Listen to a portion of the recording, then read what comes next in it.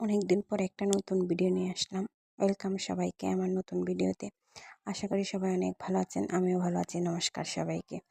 এটা ছিল রান্নাবান্নার খাওয়া দাওয়া নিয়ে একটা ভিডিও। এটা আসলে 2-3 দিন আগের একটা ভিডিও। আমি তো আপলোড করতে পারছি না। রিলস তো আপলোড করেছি, কিন্তু ব্লগটা একটু দেরি হয়ে গেল। আর এই তো এখানে হচ্ছে সোনালি মুরগি রান্না করছিলাম, একেবারে কষা কষা করে। তার মধ্যে হচ্ছে যে কালারটা আসলে অনেক সুন্দর হয়েছিল। আর এই মাংসটা অনেক বেশি ঝাল হয়েছিল।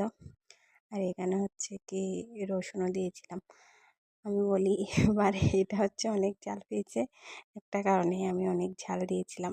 কারণ এর কিছুদিন আগে আমি রান্না করছিলাম, তারপর ওই তখন হচ্ছে আপনাদের দাদাভাই বলেছিল যে ঝাল হয় নাই, কম হয়েছিল। আসলে আমি ঝাল কম দিয়েছিলাম, ওর কারণে ও খেতে পারে না।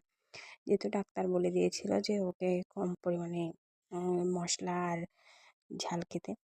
আরও হচ্ছে এখন অতিরিক্ত ঝাল খেতে পারে না, আমিও পারি না, তাই আমি ঝালটা একটু কমিয়ে দিই। তো ওইটা বলার পরে আমি মাংসটা অনেক বেশি ঝাল দিয়েছিলাম।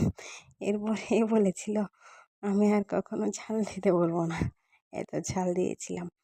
তো আর কি, আসলে ওর কারণেই তো ঝালটা কমাই দিই, তার মতো এটা বলে। তো আর কি, আসলে মাংসতে একটু ঝাল হলে ভালো লাগে, কিন্তু সবার তো খেতে পারবে এমন কোনো কথা নেই, তাই আর কি।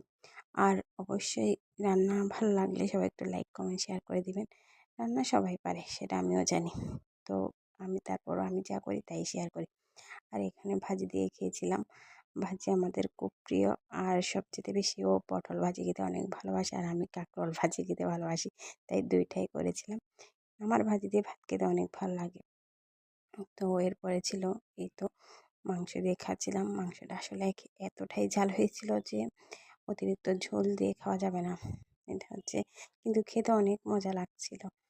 এই মাংসটা খেতে অনেক বেশি ভালো লাগছিল আমার। তো সবাই অনেক ভালো থাকবেন, সুস্থ থাকবেন। নমস্কার সবাইকে।